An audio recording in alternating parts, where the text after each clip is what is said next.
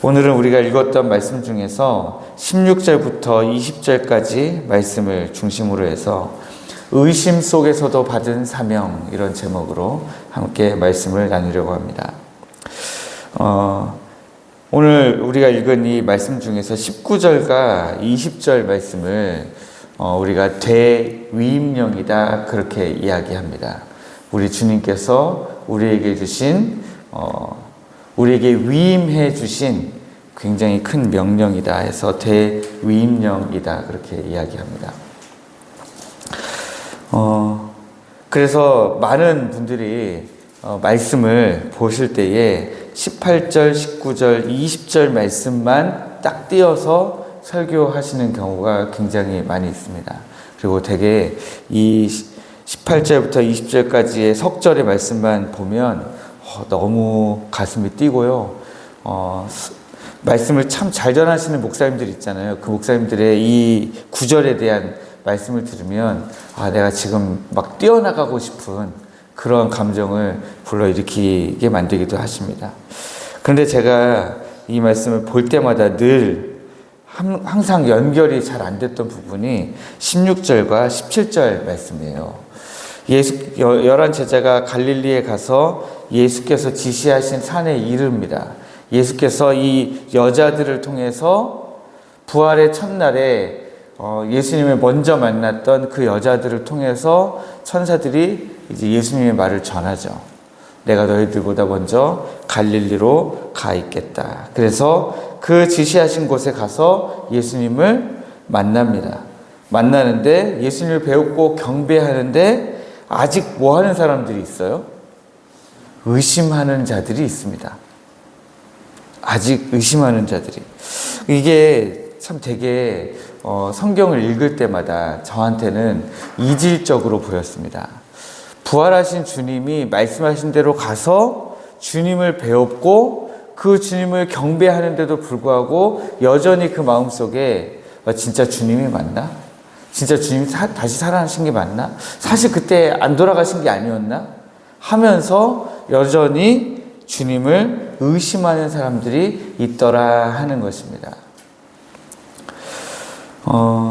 이 경배하는 모습과 마음속에 의심이 공존하는 모습은 이 문자적으로 제자들이 한 이 행동만 놓고 보면 되게 이 제자들 참 어떻게 가서 살아나신 주님을 만나면서도 의심할 수 있지? 나라면 절대 의심하지 않았을 텐데 아마 우리 성도님들은 그렇게 생각하실 수도 있을 것 같습니다. 그런데 우리의 모습을 돌이켜보면 어떻습니까? 주님이 우리를 위해 십자가에서 죽으셨다가 부활하셔서 오늘날에도 우리와 함께 하시며 우리 가운데 역사하시고 우리를 보호하시고 지키시고 우리와 늘 동행하신데도 불구하고 믿으면서도 우리의 마음에 여전히 뭐가 있습니까? 의심이 있죠. 어떤 의심이 있습니까? 기도하면서 하나님이 진짜 이 기도대로 응답하실까? 라고 하는 의심이 기도 응답을 받으면서도 여전히 우리 가운데 있는 모습을 봅니다. 그래서 그 말씀을 우리가 읽은 말씀대로 또 우리가 기도한 대로 하나님이 응답하시리라 하는 그 믿음을 우리가 갖는 것이 중요하겠죠. 그런데 중요한 것은 무엇입니까?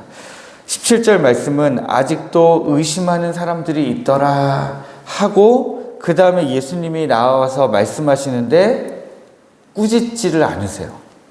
주님이 이 제자들이 의심하는 것을 모르셨을까요?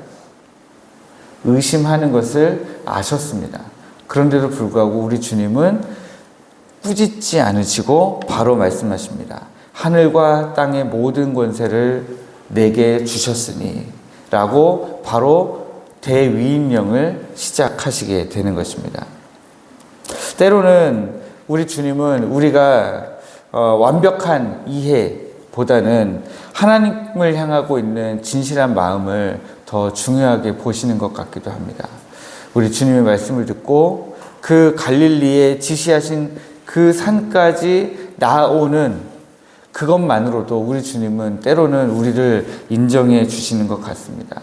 때로는 우리가 의심하는 그 모든 것들을 하나님 앞에서 우리의 신앙이 자라가는, 우리의 믿음이 자라가는 한 과정으로 자연스럽게 봐주시는 것 같아요. 그래서 아마 꾸짖지 않으신 게 아닐까라는 생각을 좀 해봅니다. 그러면서 우리 주님이 그 여전히 의심하고 있는 사람들을 포함해서 그 모두에게 사명을 주시는 것이죠. 불완전한 믿음을 가지고 있는 제자들에게 주신 사명, 이 모습을 보면서 야, 이 사람들은 어떻게 주님을 만나 배웠고도 의심을 하지?가 아니라 야, 의심하는 제자들에게도 이렇게 귀한 사명을 주신 걸 보니까 나에게도 소망이 있구나 라는 생각을 오히려 하게 되는 것입니다. 제자들의 이 모습을 보면서 제자들을 비난하는 사람들은 내 눈에 있는 들본을 깨닫지 못하면서 이 제자들의 눈 속에 있는 티를 꾸짖고 비난하는 경우가 되는 것이죠. 우리 속에 얼마나 더 큰, 이 제자들보다 더 큰 들보가 있습니까? 그런데도 불구하고 우리 주님께서는 꾸짖지 않으시고 사명을 주셨다라고 하는 것입니다. 19절과 20절 말씀을 간단하게 말씀드리면 그겁니다. 19절에는 19절 20절에 너희는 일단 가서 모든 민족을 제자로 삼아서 아버지와 아들과 성령의 이름으로 세례를 베풀고 내가 너희에게 분부한 모든 것을 가르쳐서 지키게 하라. 이렇게 4가지 명령이 나옵니다. 가라, 제자로 삼으라, 세례를 베풀라, 가르쳐 지키게 하라. 이렇게 4가지 명령이 나온다고 이야기합니다. 그런데 히브리어로 보면 이 4가지 중에 하나의 동사에 모든 것이 걸려있는 것을 우리가 볼 수 있습니다. 히브리어에 보면 제일 주된 명령이 뭐냐면 제자로 삼으라는 것입니다. 가서 너희가 모든 사람을 제자로 삼으라. 그리고 제자로 삼기 위해서 너희가 가라. 가서 만나는 사람들마다 세례를 베풀어서 제자를 삼으라. 그리고 내가 너에게 분부한 모든 것을 가르쳐 지키게 함으로 그들을 제자 삼으라. 그렇게 이야기하고 있는 것입니다. 그래서 가장 중요한 동사는 뭐냐? 제자로 삼으라 라고 하는 것입니다. 우리가 그런 거 있죠. 우리의 말로 다시 바꾸면 그런 거죠. 너희가 가서 아버지와 아들과 성령의 이름으로 세례를 베풀고 내가 너희에게 분부한 모든 것을 가르쳐 지키게 하여서 모든 민족을 제자로 삼으라. 이렇게 끝나는 말이죠, 원래는. 그런데 한글 성경의 이 번역은 무리 없이 틀린 번역은 아닌데 조금 아쉬운 번역이 되는 것입니다. 왜냐하면 제자로 삼으라 라는 말이 가장 중요한 말인데 그 말이 다른 말들과 똑같은 그런 의미로 쓰였으니까 조금 아쉬운 것입니다. 어쨌든 말씀하신 것은 모든 민족을 제자로 삼으라는 거예요. 모든 민족을. 그게 우리 교회에 주어진 사명입니다. 그런데 그 다음 말씀이 뭐라고 되어 있습니까? 내가 세상 끝날까지 너희와 항상 함께 있으리라. 저는 이 약속을 우리가 붙들고 기도하기를 원합니다.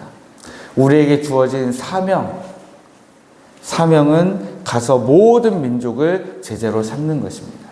그런데 모든 민족을 제자로 우리가 삼는 그 명령을 수행하고 있다 보면 어떻게 되는 거예요? 주님이 다시 오시는 그날까지 우리와 함께 하신다는 것입니다. 우리 교회와 함께 하신다는 거예요. 다시 말해서 이 명령을 지키지 않으면, 이 명령대로 모든 민족을 제자로 삼는 이 명령을 따라서 순종하고 있지 않으면 주님이 다시 오시는 날까지 주님이 우리와 함께 하신다는 약속을 우리는 못 받는 거죠. 그러니까 우리와 함께 하신다는 이 약속을 받으려면 우리는 어떻게든 그 명령에 순종해야 되는 것입니다. 우리가 명령에 순종하는 한 우리 교회는 제가 전에 가끔 말씀드렸지만 10년, 20년이 아니라 주님 오시는 그날까지, 주님 다시 오시는 그날에 우리 교회가 주님 앞에 나아가 주의 이름을 높여 부르며 경배하며 찬양하는 그런 하나님이 너무너무 기뻐하시는 교회, 그런 교회 되기를, 또 우리 성도님들 되시기를 주님의 이름으로 축복합니다. 제자들은 이제 말씀을 했습니다. 제자들은 경배하면서도 여전히 의심했지만 우리 주님은 그것에 개의치 않으시고 명령을 주십니다. 그리고 약속을 주십니다. 돌이켜보면 우리 주님이 주신 명령과 약속은 우리의 의심을 지워버리는 우리의 힘이 되는 것입니다. 우리 신앙의 힘이 되는 것이죠.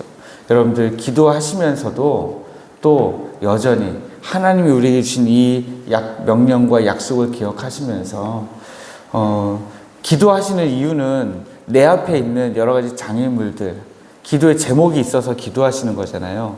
근데 거기에 너무 그 기도 제목을 가지고 기도하시되 그것에 너무 매몰되지 마시고 그것을 넘어서 우리에게 주신 이 말씀들을 기억하시면서 하나님의 말씀에 순종하시는 삶, 또 하나님의 약속을 붙들고 하나님 나와 함께 해달라고 간구하는 삶 살아가실 때에 하나님께서 그 기도하는 모든 제목을 다 들어 응답하시는 은혜의 역사 있기를 주님 이름으로 축복합니다.